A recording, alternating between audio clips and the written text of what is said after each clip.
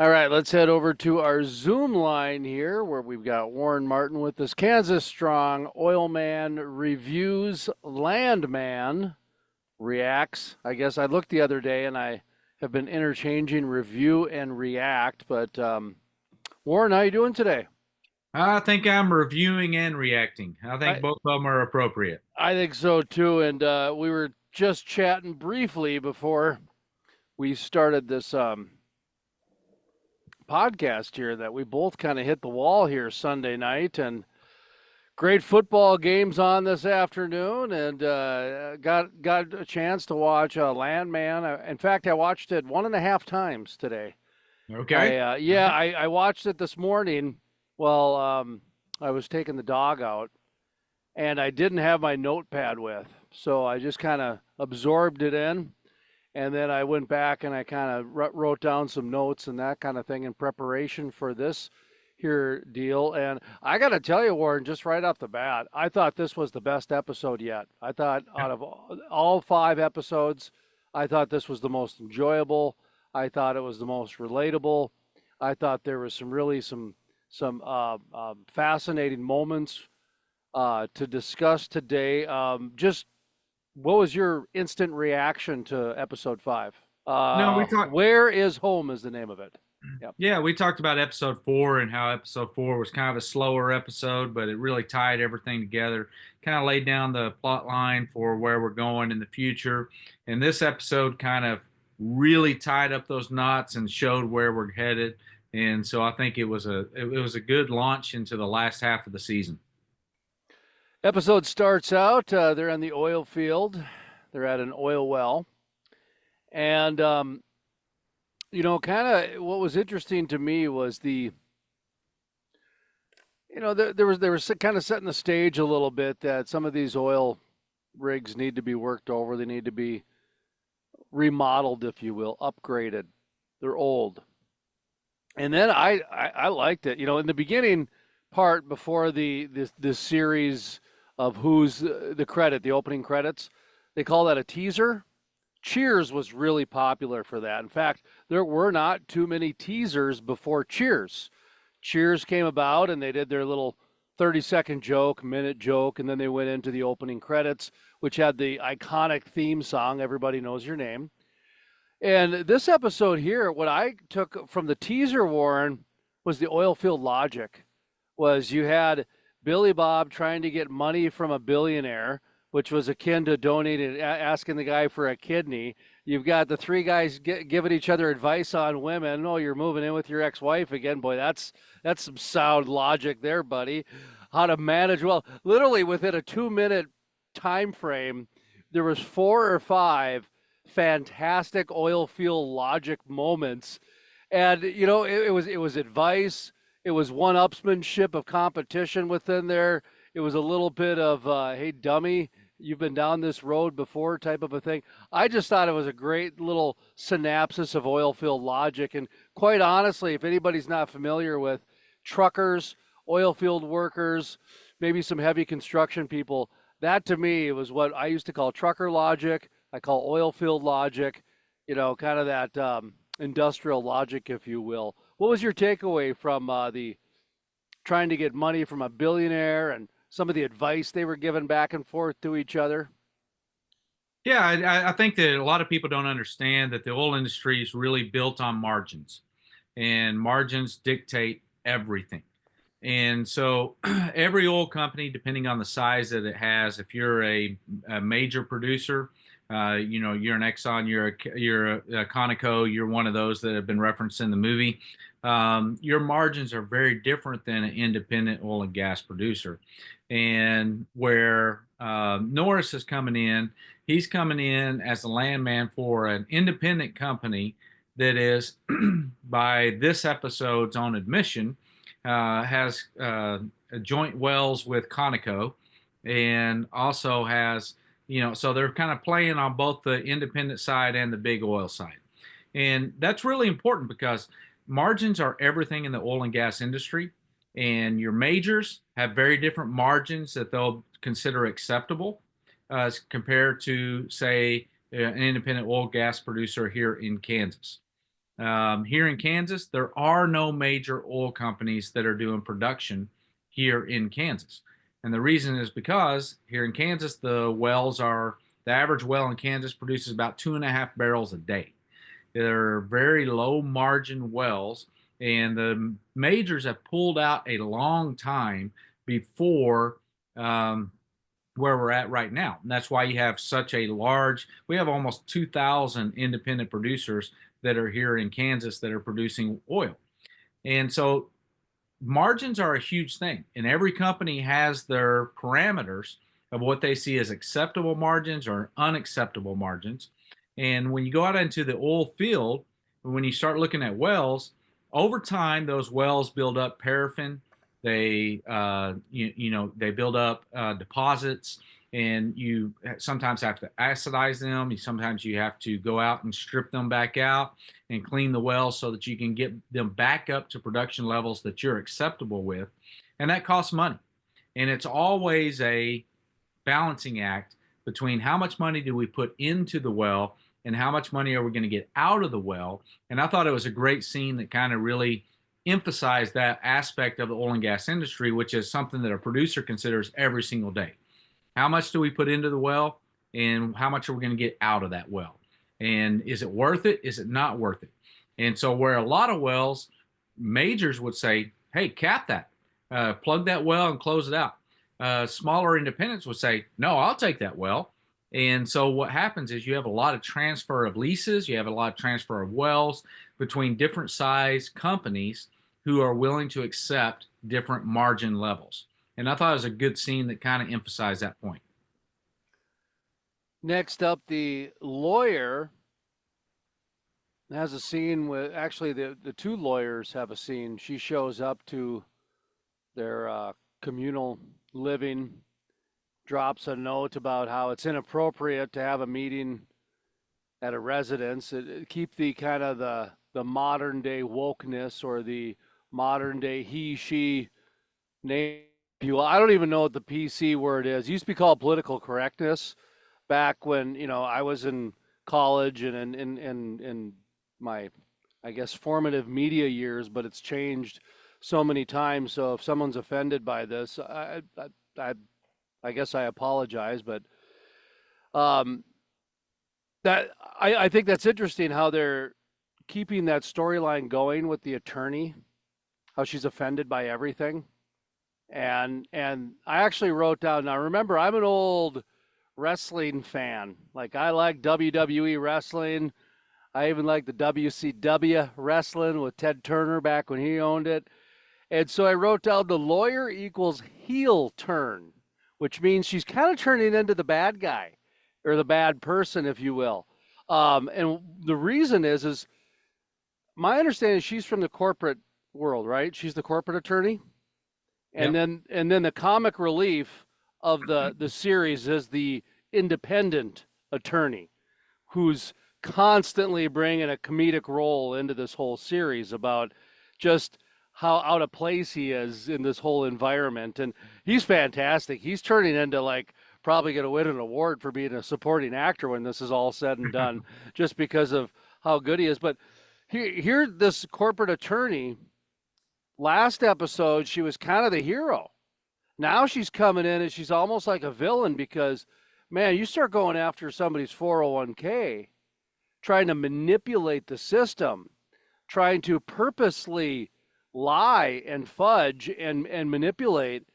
That's not going to be responded well. That's not going to be received well by the audience. So that when she went there, I don't know, Warren, if you can come back from that. Like, she's now kind of the evil person going forward now as this corporate attorney trying to you take away somebody's livelihood, that's akin to killing the person. So you take away somebody's 401k, which they're foreshadowing with Cooper and this widow.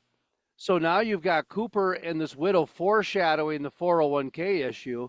You have this attorney who's part of the corporate structure forcing this independent attorney to do something that he's not comfortable doing. This is a kind of a very interesting storyline, Warren. I've never heard of an oil company ever doing this. I've never in my life heard of an oil company trying to play shell game, sleight of hand with anybody's 401k during a disaster situation. Is this anything that you've ever heard of? Is this talk to me a little bit about this storyline? This one was a little bit I was a little perturbed by this storyline. Let's just call it that. Yeah, I think that it definitely went against the grain of what they are as an independent oil and gas company. Certainly, I think that anytime you get into major corporations, the major corporations, the lawyers that serve them, their main goal is a return on investment (ROI), and so they want to figure out how to get a company out of a position, out of a situation with the lowest payout that you can possibly give. And that's what she really comes into that mentality with. But I think the episode, what it talks about, we're talking about your home. Yeah, this whole episode revolves around the idea of home. And so you see one aspect of that when Cooper goes to her house and he immediately starts mowing her lawn, taking care of everything in her house, going through her budget, going through her bills. And that's really the sense of what you find in the oil and gas industry is when you are out in the field working in a situation that is high risk, that is definitely on the like agriculture and a lot of different industries, manufacturing, in some situations, you're working in an industry where there is the possibility of significant damage being done or even death taking place. You When you go through those situations with people, and in this case, Cooper was blown up at a well site with the rest of his crew, and that melds people together into a family. And so you get a real stark contrast between him going to help her out and what was supposed to be her husband's best friend or one of his good friends that blows up but doesn't help her out. It really establishes the idea that home in the oil field is those who have a shared experience that take care of each other. And that I think that's a big component that's lost between independent oil and gas producers and more corporate oil and gas producers. I don't know of any instance where oil and gas companies have tried to take away people's 401ks or include that as part of their payout for loss of life or any other injury that's taken place. But I think it does show that there is a huge difference between a corporate mindset where the only thing that matters in a corporate mindset is the bottom line, and more of an independent mindset where an independent mindset, home really matters. And taking care of the people who are working with you and doing right by the people who are working with you, that's a big deal and it matters. And I think it's really setting up that juxtaposition between the corporate world versus the independent world and how the value of this idea of home is really considered. I tell you, the idea of the corporate world being portrayed in this was nothing short of ruthless boardroom business Mhm. and a rapid rush to gaslight. I mean, trying to get things done before they can get an attorney. That's the problem, I think, is that because this is being done in such an unethical way, in a manipulative way, that's where people have a problem with the bottom line or corporations trying to save money. Independents want to save money. Independents worry about the bottom line. Family businesses are trying to make, but they're not willing to take the 30 pieces of silver, if you will. They're not willing to, turn their back on ethics and try to gaslight or manipulate a situation. So that was what I took away from that was that this lawyer's heel turn, if you will, man, that came out of nowhere. Trying to incorporate some of these 401ks into the settlement, like that that to me was trying to paint oil companies into a negative light where that's really hard to come back from, Warren. That's a really hard Mhm. place to come back from. You start messing with people's retirements and 401ks, and it doesn't matter what age you are. if you're 90 years old or if you're 25. I mean, Yeah. retirement is sacred. I mean, that's where you're supposed to be enjoying life, not having some oil company taking it away from you just because it save a few bucks for some CEOs type of a thing. So, um, Well, if I yeah, can yeah, interject right there, please do, if I please do. yeah, and I think that you're right. There's one of two ways that we're going to go from this. One is they're setting her up to be the fall guy. They're setting her up to be the evil person that's in the mix. The other way is if you look back at the past episodes where she's come on the scene, she's acknowledged that she doesn't know what's going on. That she has a very specific niche that she legislates or litigates, and she doesn't really know much beyond that. We've had episodes where Norris, Billy Bob Thornton's character, educates her on the oil and gas industry and what actually happens and how important it is to your life. And so there's one of two directions we go here. One is she does become the bad guy that's in the company that the company has to fight against to maintain its idea of home. Or the other way that we go is that she comes in and she's where she's at, and she's playing both sides, and then she has an epiphany of how important the oil and gas industry is down the road and switches sides or comes on board to one side rather than the other. And I'm kind of eager to see which way that they go with that in this show, because I think it could go either way. I am too, because they keep portraying her wokeness, her that ilk, if you will, the green and the climate change and the Greta Thunberg acolytes and et cetera, et cetera. And now we're at the lobbyist shareholder dinner, and there's a few things I thought was pretty interesting. Was first of all, it did seem like a regular oil and gas event where you've got the one side of politics and then you've got the other side of politics. They're very polarized. I was a little bit not taken back or surprised or anything along those lines, but I did write in my notes the exports part. I thought that was an interesting educational part. I do think this series overall is doing a fantastic job educating the masses on some bullet points of the oil and gas industry.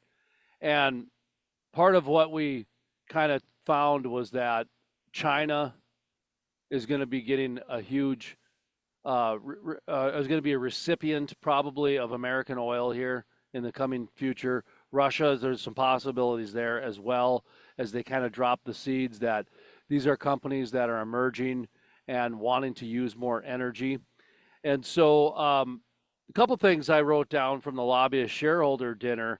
Exports was my first kind of takeaway. I've got a couple more down. Warren, what did you make about the exports comment that was kind of thrown in there, and your overall takeaway from that shareholder dinner, where there was a little bit of conflict, if you will? Yeah, I think that the exports comment's a big comment, especially for the oil and gas industry here in Kansas or here in the United States. It's important because here in the United States, we are right on the verge of being energy independent, meaning that we produce more energy than we actually use. And the reality is even if we became energy independent, we would still be importing energy and we would still be exporting energy. But the idea behind the export comment was the fact that we're basically utilizing all of the energy we produce in the United States right now. If we produce more energy, we have to export that in order for it to be viable to the rest of the world. Otherwise, the energy cost here in the United States begins to dwindle or begins to decrease extraordinarily. And so exports is an important part of growing the energy sector here in the United States. And I thought that that was a kind of a unique take on it in the way that they brought it up. There was a lot of comments that were made in that short little, probably 10-minute segment of the show. I wrote a half a page of notes on that 10-minute segment because there was a lot of things that were brought up that do bring up a lot of good points that people should be considering, but really didn't explain them, and really especially didn't explain them in a way that people could understand why are they important. I wrote down separation of source and produced product. That was kind of the thesis behind John Hamm's Monty Miller, I believe is his name in the program. Uh, his speech was that they're drillers. They're an oil company.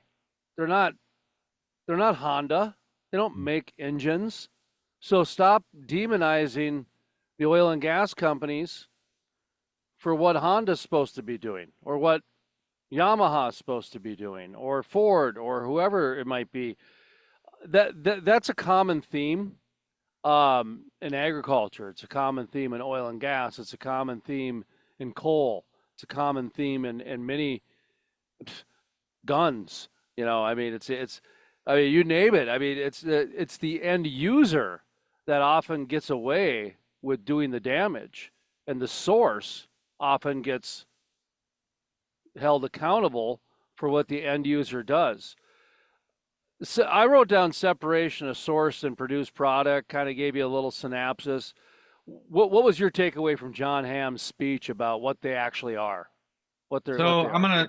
I'm gonna go back to right before his speech, and right before his speech, you had another gentleman that was at the table that was speaking, and he was talking about how nuclear was really the only option to replace oil and gas, and that's absolutely true. Nuclear is the only option that's available in the United States that tomorrow could replace oil and gas as an energy source in the United States. It could replace it on electricity. It could replace it in cars. It could replace it in a variety of different ways. But that'll never happen because the United States is so nuclear scared, afraid of nuclear to such a degree that even if you wanted to put in a new nuclear plant, it would take you 10 years to get the permits in place to be able to put in a nuclear plant. And that's if the administration doesn't change, that would derail you from getting those permits. And so his comment was really strong there. Then he makes the comment that wind costs twice as much as natural gas and solar costs 4 times as much as natural gas. Both of those are true. But and those are huge comments because the news media says something completely different. The wind's free, solar's free, and they're not free. The wind is free and the solar's free, but the collection of them costs money. The transmission of them costs money, and that it has done nothing. If you look at the cost of electricity in the United States, the more wind has grown, the more solar has grown, the more electricity rates have escalated anywhere that we've developed those other resources. So that was kind of the preamble that came into that, leading up to it. And then he comes back with his speech, and I believe his speech is exactly right. That look, that's not the oil and gas producer's responsibility. You need a product. You've asked us to provide it. Our job is to provide it. And that's what we are in the business of doing, is providing that resource so that you can utilize that. And then it's up to whoever you give it to utilize it in the most environmentally conscious way possible. And that's on them. That's on that part of it. But I think when you come down to the resources, the division of those resources, one of the things that was really brought up in that meeting was this idea of China and India. And this is where I disagreed with what the script said, what Taylor Sheridan said in the script, because they set it up as if China and India are not nearly as big a users of petroleum as the United States. He went into percentages and talked about how much a percentage of petroleum is utilized by the United States, by India, by China.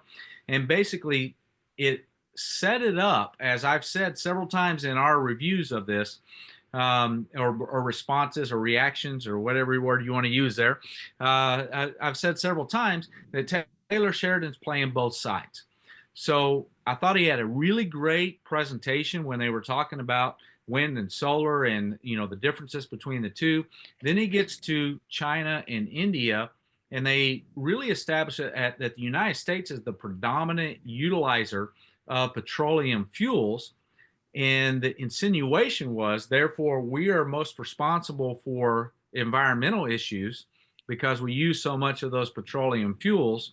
And China and India don't use nearly as much petroleum as we do. Well, yes and no.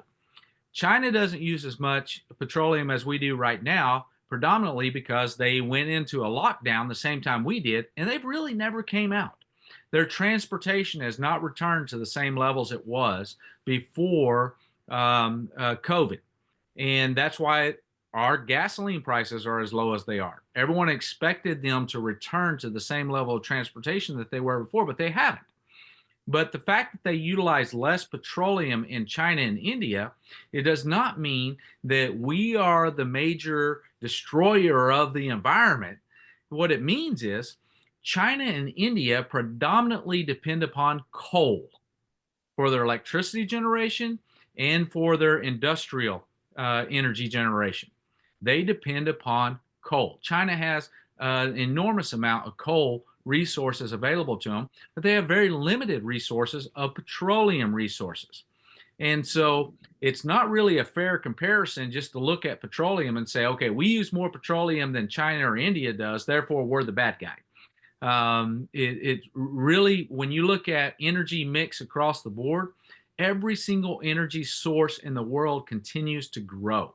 Why? Because the energy market continues to grow. And so you got oil and gas that's growing, you got nuclear that's growing, hydro, renewable resources are growing, and coal is growing.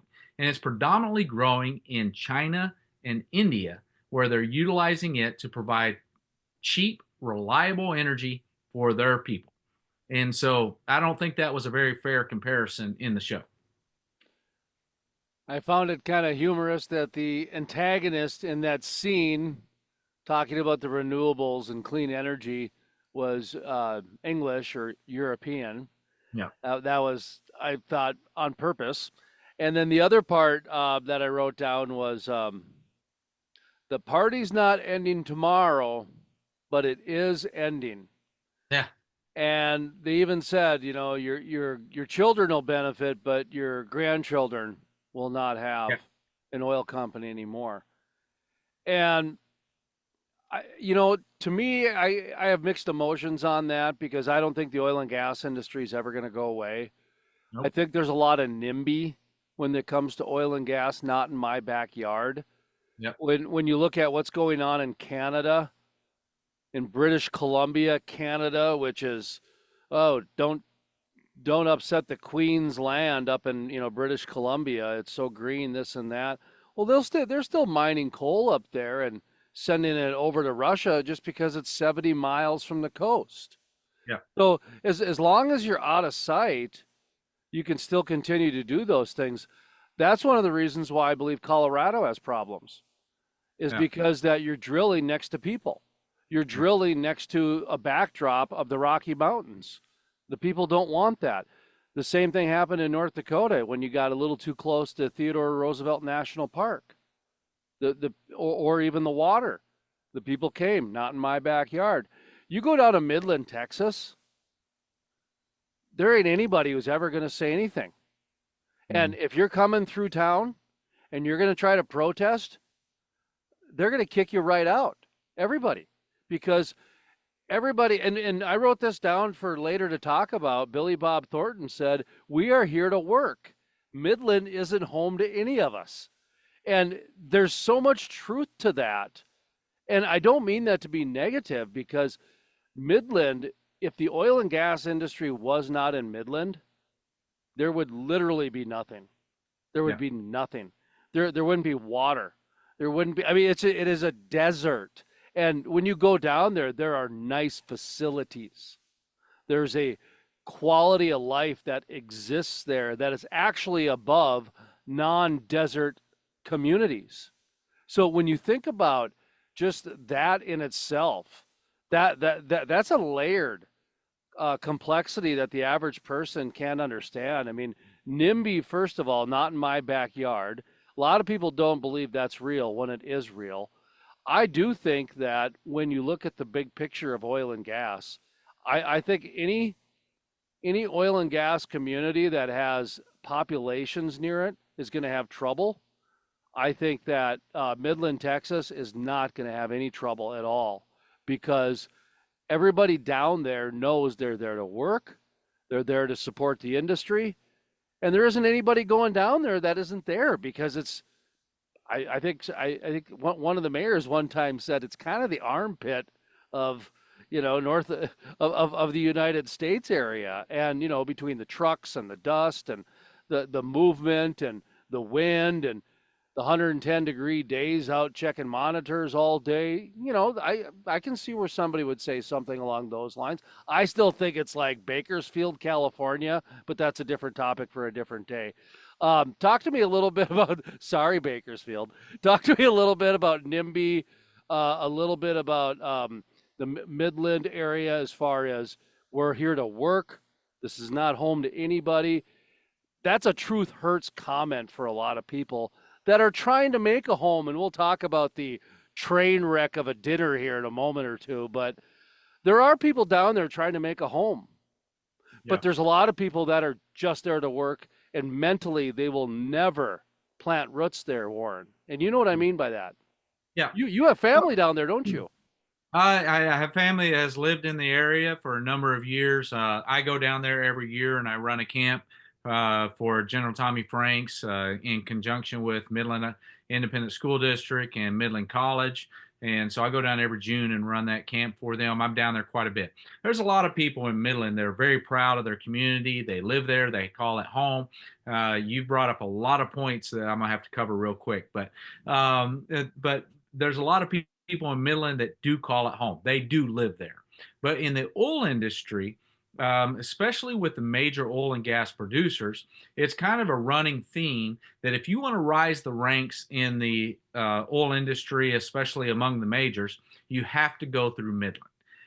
Everyone gets sent to Midland because that's where you learn the grassroots. That's where you learn all of the ins and outs of the oil industry. Then you can move on to Houston, you can move on to England, you can move on to wherever else you want to go in the world with the company, but you have to go through Midland. So what his comment that was there was really more towards major oil and gas producers that work out of the Midland area, where that is where they run all of their up and comings through Midland to really get that education before they take their position somewhere else.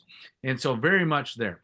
I agree, not in my backyard. I think that's a huge thing. Everybody in America, we all want what's best for the environment. We all want what's best for our families. And we all want to look at beautiful mountains. We all want to look at beautiful landscapes. And so everybody wants change, but not in my backyard, not where I'm looking, not where I'm trying to enjoy my life. Do it somewhere else where people don't matter. And I think that's where you see a lot of targeted efforts in the Midwest, and the Midwest predominantly because we have a lot of sun, we have a lot of wind, and there's not as many people as there are on the East or the West Coast. And so you have a lot of people that are saying, hey, just put it all in the mid-continental area. But MIT and Harvard both have done a study, and both of them have shown in their study that if you want to replace all the oil and gas in the Midwest, just the Midwest, not where there's the least amount of people in the world, or in the United States. If you want to replace all of the energy with wind and solar in the Midwest, you would have to completely cover between the Appalachian Mountains and the Rocky Mountains every single acre in wind and solar to even come close to doing that. And the not in my backyard mentality is what makes that an impossibility, because people are just not going to allow that. People are fighting wind turbines, they're fighting solar panels. Yes, they're fighting oil and gas operations everywhere across the United States because they want the energy, but they don't want the hassle. They don't want to have to see it themselves. So I think that's a very real concern that we constantly have to educate about and we have to mitigate about in moving forward. And so I think that is a huge concern for us. So the other part that I wanted to talk about here was, okay, where are we at here? Let's see, the shareholder cartel. What should we talk about next here? Well, we have the cartel storyline, or oh my flirred Allie Larder, Angela. that entitled train wreck. I'm really enjoying her progression, her integration into this bizarre storyline. The ex-wife that's now in the communal living, just changing everything around, trying to create the perfect American family again, and let's have a dinner together, and using her ex-husband's credit card to the tune of 250,000 to make her life with her new ex-husband better. I mean, just in her dinner blessing, which actually the attorney for MTEX had a great line, which is, "This is the first time I've ever heard blasphemy in a dinner blessing or a prayer or whatever."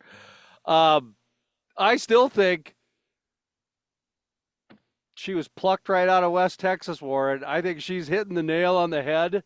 Uh, Beautiful, little bit of entitlement going on, trying to create the perfect family, neurotic, just, I mean, addicting. I mean, like Billy Bob says, I can't say no to you. I mean, I've been in those relationships, those unhealthy, give me more relationships, Warren. I mean, they're addicting, but they're bad for you too. Uh, but they're showing that she has a heart. You know, she's a materialistic Barbie with a heart type of a thing. I don't know. I really enjoy her character. I'm sure she's probably not the most popular of the cast of characters out there. What do you make of Ali Lardy or Ali Lardy? Is it Larter? Larder. Larder? Anyways. Sorry, Ali, if I mispronounced your name. Angela is her name in the show. What do you make of her character? Yeah, I think her character is very interesting. From it's interesting from the standpoint of she is the prototypical blonde. To go back to the 1960s, and that's the blonde that's going to be in the 1960s. And where you are entitled, where your looks get you everything that you want. You don't have to do anything. You don't have to accomplish anything. And I think that that really is the key in her character is you're really looking at a character that doesn't contribute anything, but is trying to act like she's a part of legitimate society. And the reality is you can't be a part of legitimate society unless you contribute something. And I think that that's really kind of the paradox that's set up here is how all of us get caught up in those situations between what we want and what we're actually able to contribute. And we get caught between which is more important. And for her, it's definitely what she wants is more important. And for Norris, her ex-husband, it's what he contributes that's more important.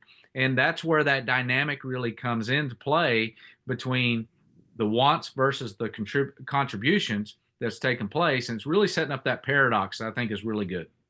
That's an interesting way to look at it too, because there there is a little bit of that in the oil and gas industry in the executive level, which is, and I'm not saying this to be cruel, I'm just saying this to be sterile and vanilla. When you look at the actions of spending someone else's money to believe you're contributing to a situation that you were not asked to contribute to. That is Yeah. that is a common theme in boardrooms across any industry. I've seen it in the oil and gas industry firsthand, but I've also seen it in other industries too. In fact, one time, right either during COVID or right after COVID, it was so rampant. I was kind of venting to a friend of mine. I said, "It's almost like they're Amazon personal shoppers for their company. They're just spending company money shopping online. That's their job. I don't understand this. Okay, whatever, but that's a great way to look at it, that she's trying to contribute when she's not really contributing or she wasn't asked to. And Billy Bob flat out laid it out and said, "Don't expect a thank you. Know that we are. We're grateful, Yeah. but don't expect it." And a little bit more of that tough love, I guess, that you have to develop. And I think that is something that you do develop working in the oil and gas industry, just because of all the different chaos that's going on, the moving parts, if you will, and a lot of the severity of it. And that leads us into the pipe accident. Now, this came out of nowhere, and that to me was the most realistic part of the whole show was this pipe accident because here's Billy Bob Thornton, Tommy Norris, driving to Fort Worth to go and tell his boss basically that the cartel's trying to shake him down, and we'll get into that. That's fine, but he's got to quick do a U-turn, a sidebar, make a quick stop at a well site. We know this is extremely common that you're going to point A to point B, and all of a sudden you got to make a quick stop somewhere in the middle before you get there. That's very common. I don't know how common it is to have mixed pipe show up in the way that it showed up. It could be. I don't know. I've never been on the receiving end of signing for pipe like that. But I do know that an impulse of rage can cause a safety measure that creates deaths. And so the sequence of events that happened through that, whether that was real or not, the overall theme of being sidebar to an oil site, somebody's upset, they have a quick flash of rage, that rage ends up in a death. That to me is very common in industry, whether it's agriculture, whether it's heavy construction, whether it's oil and gas, no matter what it is. It came out of nowhere, Warren. It was a 15 minutes of the show, but it really set the stage going forward as well. I mean, here was the ex-wife was with, so she got to see firsthand what her ex-husband now deals with, what Billy Bob deals with on a regular basis. My guess is her behavior is going to change dramatically going forward. She'll probably be a little bit more beloved by the audience than she probably has been. Talk to me a little bit about that pipe accident where the guy died. Spoiler alert: the guy died. He got crushed by a bunch of pipe. Yeah. So I was kind of again, it's one of those things where I was kind of surprised by the inconsistencies between what they were saying and what you were actually seeing on the screen, because the whole episode, a whole scene was set up on the fact that there was mixed pipe. Yet when I looked at the pipe that was shown in the scene, I didn't see any mixed pipe. It all looked like the exact same size pipe. Thank you, because I thought the same thing, and I'm like going, man, that's what is it off by about a centimeter each one or what? Yeah, it's the same size pipe, and especially the sizes that he gave talking on the phone. Those sizes were not on that truck. And the second thing is he is walking on top of the pipe that's strapped down on top of a truck, and I don't know anyone who would ever do that. The straps would be you would loosen those straps on the side of the truck. Most of those trucks that have pipes like that on there that are strapped on would also have runners that would be going up on the side of the trailer to where if it did break, if there was a break that took place there. But you're talking about an instance where you would literally have to have at least 3 straps that would all break at the exact same time for that to happen. So there's a little bit of unbelievability there.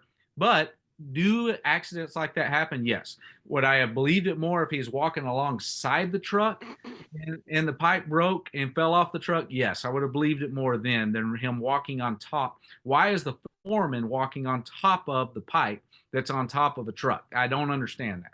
So I think there's a little bit of inconsistency there, but it does again show to the idea of that the oil industry is a dangerous business. On the second hand, you now have a company that's an independent company that's had 4 deaths in just a few week period of time. I don't know how any company survives that. And so that's how rare it is in the oil and gas industry for that to happen. Is it a possibility? Yes, it's a possibility. Is it a probability? No, because a truck driver is in charge of that load. He's going to make sure that load's secure. He's checked at every checkpoint coming in and out of the state. He's checked at checkpoints throughout the state, every weigh station, to make sure his load is tied down properly, secured, all of those things. And so, I think that there's a little bit of a misnomer that's being played out in this, that people are going loosey-goosey out there and people get hurt. Now, do they do that occasionally? Yes. But I guarantee you, in a company that just had 3 deaths that took place, every single I is going to be dotted and every single T is going to be crossed when it comes to safety moving forward for a number of years, to ensure that there are no other injuries that take place in their industry, because no one would be able to afford the workman's compensation bill that's going to come in if you have 4 deaths in your company in 1 year period. So all of that set aside, I thought it was very realistic. Is that something that could happen? Yes. Have I been in pipe yards where there's pipes stacked up in an independent's yard or in a supply company's yard that could be considered a hazard, where someone could get under some pipe? Yes. Those are all issues that have to be taken seriously. There's something that the industry needs to consider going forward. But again, I think that, one of the things I'm disappointed in this show about is the fact that it continually comes back to this idea that if you go back to several episodes, the wells are old and they haven't been taken care of. The pipe's not loaded properly and it falls down. That the oil industry cuts corners every chance it gets, and that puts people in danger. And I don't think that's a realistic view of the oil and gas industry where we are today. I don't know of an industry in the United States that is more heavily regulated than the oil and gas industry. And so, does every company try and cut corners where they can to save money? Yes. But you have to meet those regulatory responsibilities. And I think we do a very good job of that. That's not being portrayed in this show. One of the takeaways I had from the pipe accident, again, after suspending my reality, just having a little suspension of reality, because I was with you when he kicked down in that fit of rage. I thought to myself, oh, there's only one strap holding those pipes together. That's akin to like holding the mattress, with your hand driving down the interstate. But hey, again, I took into account I would have to suspend my belief in reality in some of these different storylines, because they're trying to advance things along and tell a bigger story. And to me, the bigger story that was told there was that these pipes and wrenches and some of the equipment accidents, to me, are more common than the sensational explosions, than some of the other ones that we started out with to grab our attention, if you will. Now they're kind of getting more into, okay, the guy got his hand stuck in some gears in the previous episode. This time we had a guy that got crushed by some pipe type of a thing, or a piece of equipment. Those are very real. And again, those are real in agriculture. Those are real in heavy construction. Those are real in the oil and gas industry. What's not real is the blowouts. Those make national news when they happen, and so people are quite aware of that. But that was kind of my takeaway on that, was that it's kind of introducing that, these on-site accidents happen on a routinely regular basis. I'm not sure if there's deaths every day, like you said, because I'm not sure too many companies would be around if 4 people died in a couple weeks on different multiple sites, and a number, especially if there was a cartel unloading drugs on a road. And let's talk about that for a second, because that was one of the more interesting storylines that they're trying to do from a societal point of view. One of those social storylines of the cartel versus the oil industry, almost like Muhammad Ali taking on George, what's his name, with the meat machine? Foreman, thank you. George Foreman with the meat machine. Honestly, that's how I took it. They're trying to compare the cartel and the oil industry as a cartel. Like, these are two competing cartels. I didn't care for that. Yeah. I didn't care for that. It was about as subtle as a slap in the face to me, how they were doing that. And the other thing too was, do you remember The Sopranos? Yeah. So there was a great scene in season 6, I want to say, the final season of Sopranos, when they were, going on their routine, and they were trying to shake down the business, and they were going to do a Starbucks, and they were trying to sell their protection insurance policy. And the young manager, he just finally says, look, guys, You can get rid of me. They're going to replace me tomorrow. They count every bean, they count every straw, and they're states away, and they don't care about people like you at all. They're going to replace with another person. That was kind of that moment on Landman where you have Billy Bob saying, "You can go ahead and blow up our wells. We've got the army. You go ahead. Corporations, we got the backing of the United States government. You're the cartel. I'm not afraid of you." Although he was, but that was an interesting standoff. To me, the comparison of the two cartels is one takeaway. The other one was just the supply chain of liability that Mhm. Billy Bob was uttering out about how, no, it's a leased road that we own. You will own it when we're done. That whole supply chain of liability was interesting too. What did you make about the standoff with the cartel? Yeah, so I'm going to go back just a little bit to where you started at in there, and you were talking about, yes, getting your hands caught in machinery, getting crushed under pipe. That certainly would be a much more common experience. Like you say, a blowout would be international, worldwide, or would be portrayed on international news for sure, because it doesn't happen very often. And I think that is important to understand. But at the same time, I've been in my job here in Kansas for this January will be 9 years that I've been at my job here in Kansas. And being at my job here in Kansas 9 years, I think I know of one death that has happened in the entire state of Kansas with almost 2,000 oil companies in the state of Kansas. I know of one that has happened in the field because of an explosion or something like that that has taken place. So it's not a very common thing. It would be national news if it does happen. So I agree with you on that they've really kind of put a lot of weight onto the injuries that happen in the oil field rather than the production that happens in the oil field. When it comes to the cartel, I agree with you wholeheartedly that this show continually compares the oil and gas industry, much like the liberal media would do, as a cartel. That they are a cartel just like the drug cartels, and everybody's addicted to it. Environmentalists across the United States regularly talk about how Americans are addicted to oil and natural gas.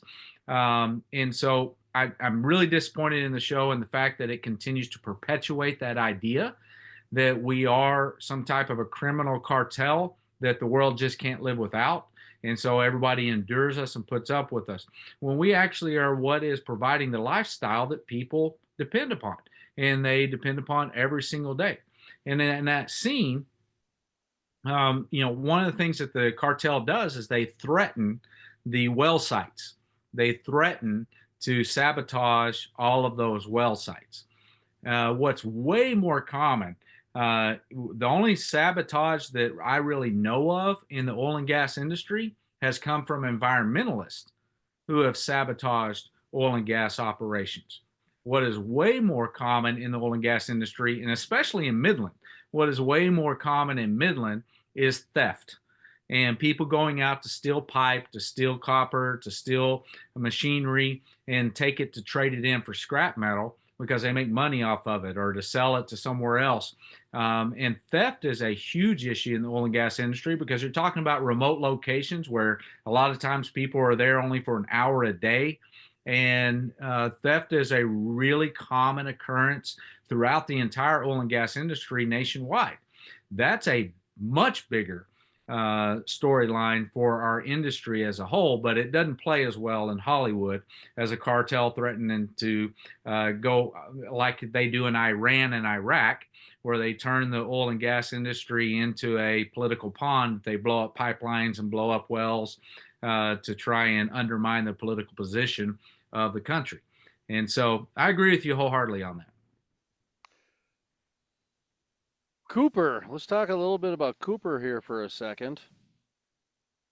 So, this was a major episode for Cooper, son of Billy Bob Thornton, Tommy Norris, from a lot of different ways, emotionally, from a work ethic standpoint. And in the end, he's lying unconscious in his trailer. He gets beat up by a member of his crew Mhm. for helping out a widow, the widow of somebody from the crew that he was on that died before. And this is a little bit different storyline that I didn't see coming either. I thought it'd be your just basic rebound type of a fling storyline, if you will. And then it turns out where, she just needs help because he was making so much money and everything was on auto this that she just basically had to exist, raise the child, focus on the family, if you will. Very common, by the way. That's a very common storyline in today's day and age, especially down in Midland. And then you have this crew member that has this tribal mentality, that has this protectionist mentality. And she even said that her husband didn't even like this guy very much. So here this guy is totally in this tribal mindset. Now, Cooper, I can see that they're trying to portray him as the all-American, hardworking, ethical, I'm going to mow your lawn. I'm not going to put the moves on you. I'm going to court you like in the 1950s. I mean, they are really doing a fabulous job of portraying him like he's, the all-American quarterback from the 50s. In fact, Ali Larder even said where he outplayed football. I mean, I thought that was even interesting to even kind of put that in there. But they're trying to portray him as the classic American, hardworking, ethical, court a woman, don't take advantage of her. And I like it. I like it. I think it's good to have somebody like that to keep the ethics and the morals centered, especially in an oil and gas drama, if you will. But a lot of people might find his character boring. I mean, hey, the person that pays their mortgage on time never is a good reality star. We want the meth head. We want the person addicted to gambling to be the reality star or the drama person. So, what's your feeling about Cooper? Comforting the widow with kindness. No good deed goes unpunished. As like I said, he got the crap kicked out of him to where he's lying unconscious at the end, and he wasn't able to show up to work the next day. Yeah, interesting. I was fascinated by your take on that because I had a completely different take on the entire episode. So it's going to be interesting to kind of see how it plays out. Which one of us is more in line with where Taylor Sheridan's going to take this storyline? But I really wasn't looking at it from that perspective. Yes, he was doing the all-American thing and mowing the lawn. Da, da, da. I see Cooper as a guy that's really struggling with guilt. If you've ever been in a situation where you've seen someone die through tragedy right in front of you, it's very hard. No matter what part you played in it, it's very hard not to feel guilty about that. And so I see Cooper as a guy that feels extremely guilty about the people that died on his crew and the fact that he was the lone survivor of that group. And it's the guilt that's really driving him. And he even says in that episode, or in that scene, he says, she says, "You don't have to mow my lawn. Why would you mow my lawn when I don't want you to?" And he says to her, "Because I don't know what else to do to help." And, to me, that was a statement of guilt and the fact that he feels guilty about what happened to the rest of his crew and that he wasn't numbered among them. And on the other hand, I see his current crew that just beat the crap out of him. I see the main guy that was leading that charge as someone who is actually attracted and trying to court that girl. Why would her husband not like him? Well, why do most men not like other men? Because you're looking at my spouse the wrong way. And so I kind of feel like maybe they're setting up a little scenario where Cooper is extremely guilty. She is attracted to the fact that he cares for her. And this other guy is actually attracted to her and is very jealous of Cooper because of the way she's looking at him. And so that's kind of the scenario that I see set up there going forward. And I think that really ties into one of the things that was said in previous episodes, that the oil industry does have a lot of rough people in it. Why? Because you have dreamers and losers that go into the oil industry. You have people who are looking to make a fortune, and you have people who had no other choice.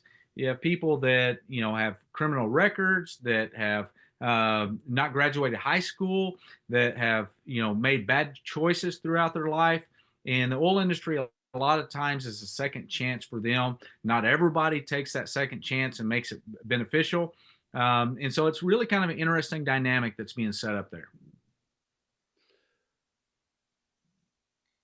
What did I you just threw make? you off, didn't I? I just threw you off. Well, no, because I know exactly what you're talking about with the guilt, Yeah, because everything he's doing there is just laced in guilt, without a yeah, doubt. yeah.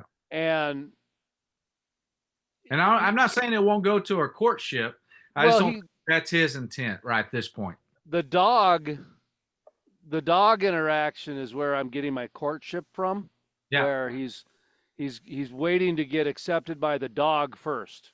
yeah, Like the dog is the man of the house, yeah, as far as his old fashionedness goes.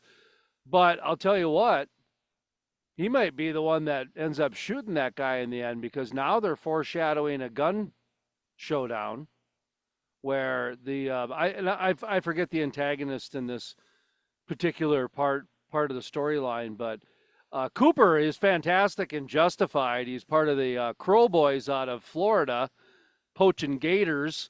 Got down there to Raylan Givens, Harlan County. He was working at Boyd Crowder's bar there for a little while. Dewey Crow's bar. I'm sorry.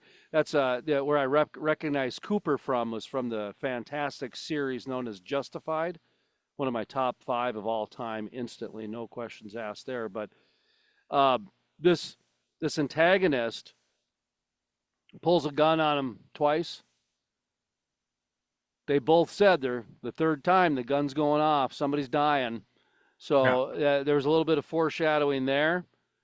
A little bit of foreshadowing with some other stuff happening throughout the episode. But I got to tell you, Warren, my favorite line, I have 2 favorite lines. One is, "We're here to work. Midland isn't home to any of us." I thought that was just like absolutely hilarious. Anybody who's been to Midland knows that that's so true, yet so false, because there's a lot of people there trying to develop roots, and there's a lot of people that want to get the heck out of there as soon as possible because it's Midland, Texas, right? And excuse me, a lot of it's just because of the traffic. A lot of it's just because of the traffic. But the other one is, we haven't talked about the daughter yet. The daughter's character, where she just wears a bikini in all the Yeah. episodes. Before we go into that, Yeah, can I touch on what you just said yeah, right there? yeah. You fly into Midland Airport, Midland Odessa share an airport that's right in between the two of them. And Hmm. when you fly into Midland Odessa Airport, you land, you walk into the terminal, and across the terminal is a big old sign that says the middle of everywhere. Because historically, when you go to Midland, people say, "Where are you?" "I'm in the middle of nowhere." And so Midland and Odessa really embraced that, and they put up a tagline that says "the middle of everywhere," and it's really a strong statement. And it's a strong statement because really everything that happens in the United States, Midland is the middle of everywhere in the United States. You want to talk about petrochemicals, you want to talk about oil and gas, you want to talk about gasoline, diesel, and all that production. You're talking about the major producer of energy in the United States. And it is the middle of everywhere for the United States when it comes to the lifestyle that we live and the energy that we have. It is the middle of everywhere. And so I agree with you. There's a lot of people that come in and come out. There's a lot of people that I know that live there that's their home and has been their home for generations. But it literally is the middle of everywhere, because if Midland, Odessa were to disappear from the map, the United States would be in trouble. And the other line came out of episode 1 or 2, where Billy Bob Thornton said, "Everything's 15 minutes away in Midland." Yeah. And I've actually said that before.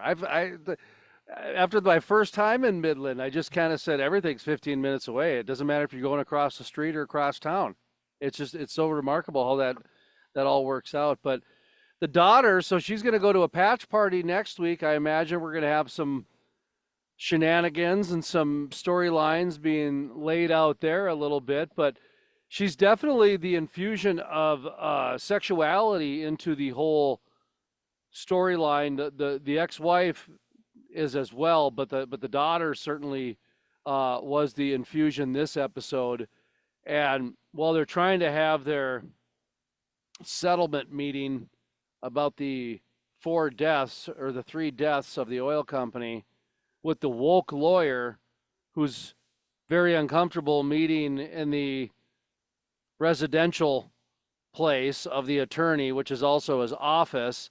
In walks the daughter, wearing a bikini, wants to know if the attorney wants to go swimming. She can borrow one of her swimsuits, and then she says, "Do y'all want some popcorn?" I actually laughed out loud at that line. I thought that was fantastic. Just clueless to everything, man. And I thought that is another character that they just plucked right out of West Texas. Just the daughter of some oil company landman or CEO that's just living her life and trying to be nice and be a part of everything, but has absolutely no idea the severity that's going on. And that's done on purpose, Warren. I bring up that storyline because parents try to shelter their children from their work every day. And sometimes when you have these cohabitations and you have these family industries where you literally become a family because life and death every day, it just brings out some different storylines. So that was my takeaway with the daughter from this episode, was that you still have the sexuality in there, but it shows that, boy, it's really hard to have a professional setting in the oil and gas industry no matter where you go. That corporate idealistic one, I guess. So I'm going to go off on a couple things on this. Yeah.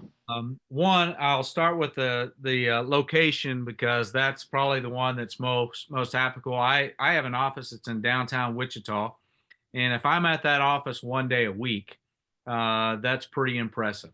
One full day a week. Because most of the time I'm in my vehicle, I'm somewhere else in the state, I'm traveling around, and that's pretty typical for the oil and gas industry. You got the executives who work in the office.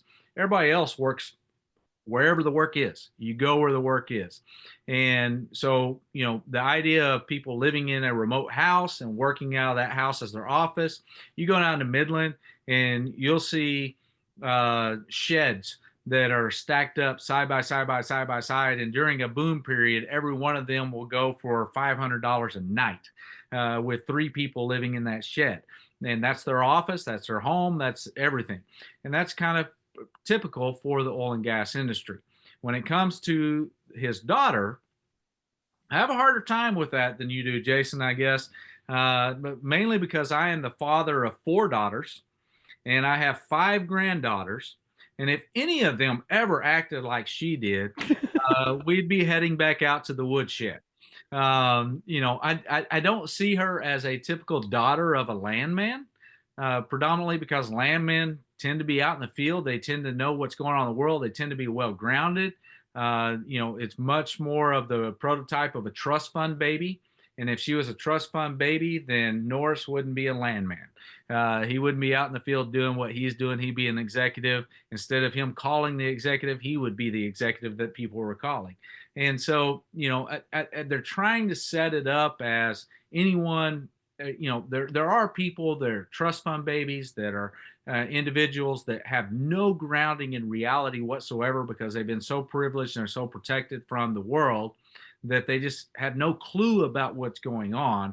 I don't see that as someone coming from Tommy Norris's position, but there's exceptions to everything, and they're trying to build that in. I would have believed that a whole lot more if that was the daughter of Tommy's boss. I would have believed it a whole lot more, but that makes it harder to bring those dynamics into it. But then again, she is coming from that entitled economy that her mom set up with that That's Victor. true. That's true. You're very true there. Yeah. So she's coming away from that. She wants to now live with her dad in Midland. I assume Midland. I mean, she wants to move in with her dad. And so anyway, but yeah, that's the daughter. I'm sure she's going to have more of a role, but she didn't have much outside of a comedic role and a little bit of foreshadowing for a patch party, which I guess I'm not really sure how that's going to totally intertwine here. But overall, I thought this was one of the better episodes. I thought it was entertaining. I thought there were some realistic moments. Again, outside of the suspense of reality, they did a pretty good job of trying to advance some of the conversations and some of the industry awareness. If we're going to talk about our pros and cons, was this a net positive or a net negative for the industry? Again, Warren, there was another death, but I still think at the end of the day, when I look at the music, when I look at the way that the background shots, the B-roll, if you will, was the oil and gas industry. We're still on a positive here. I still think that Taylor Sheridan's portraying Landman, the oil and gas industry, in a positive way. I think that he's trying to really go at some of the difficult conversations in a new way. But I don't think it's as overly positive to the oil and gas industry as I think a lot of oil professionals would have liked up till now. What say you overall? We're No, I halfway agree. through. I agree with you. I agree with you wholeheartedly. I think overall it's a net positive simply because it has people talking about the oil and gas industry. And conversation is key to education. You can't have education without conversation. There has not been a day since this show started that I have not received an email, text message, or some type of communication with people asking me if I've seen the show, what do I think about it, or that they've seen these reviews and they want to comment on it. And so, conversation is key. And that's big because no one's been able to talk about the oil and gas industry for a long time. And now the energy costs are where they are with inflation where it's at. People are more readily willing to talk about the oil and gas industry. And I think this is a good way to spark conversation about what's actually happening in the industry, what's not happening in the industry, and moving forward. So I think that is a net positive. I think the second thing about that is every single one of these episodes has a 5-minute clip that is really the the crux of what the issue that Taylor Sheridan wants to talk about in that episode. And so, like, we go back to our last episode, or was it 2 ago? I can't remember. Just 2 ago, when Tommy Norris takes the lawyer out and she's talking about the windmills. And there's a 5-minute clip there that I guarantee you it was shared with me at least a dozen times from people in the oil industry asking me if I had seen it, where it goes through how windmills are how oil and gas is needed to be able to even put up windmills and utilize windmills. This episode, I think it really came to that board scene where you had the board members that were all gathered around, or not really board members. I think they were part of an association that was gathered around of oil and gas producers, and they began talking, and you had about a 5-minute speech there that really went into nuclear, wind, solar, China, India, who's using it, where, and those types of things. And I think it raises some really relevant questions that I hope people are taking seriously and maybe doing a little research on themselves. We at Kansas Strong, we have a campaign going right now that's called Do Your Own Research. And part of that is just sparking an interest where people ask questions. And when they ask those questions, hopefully they will pursue the research behind those questions to really understand how vital our industry is to their daily lives. And so in that regard, I think this is a net positive for the oil and gas industry because I think it is making people ask questions. Landman is the name of the program we are reviewing and reacting to. Where is Home was the name of the episode 5. Warren Martin is our special reviewer, reactor, if you will. Oilman, Landman. Episode 6 next week. Beware the second beating. Okay, well, not sure where the second beating is going to come from. From Cooper. Maybe Tommy Norris is going to take a second beating. Boy, it's a A lot of ways this could go. But Warren, thank you very much. We'll review episode 6 next week. And folks, we have a discount link right here in the description if anybody wants to subscribe to Paramount Plus. You are on the road this week, is that right? A quick preview of where people can catch you. You're going to be hitting the media rounds, huh? Yeah, I'll be in Great Bend tomorrow on the radio, and then I'm in Hutchinson the day after that. Day after that, I'm in Russell, Kansas, and then in Concordia, Kansas, and then round out the week in Kansas City. So got a full day, a full week of media events and speaking events, and just again trying to continue that conversation that we were just talking about. Hardest working guy in the industry, Warren Martin. Thank you very much, sir. Thank you.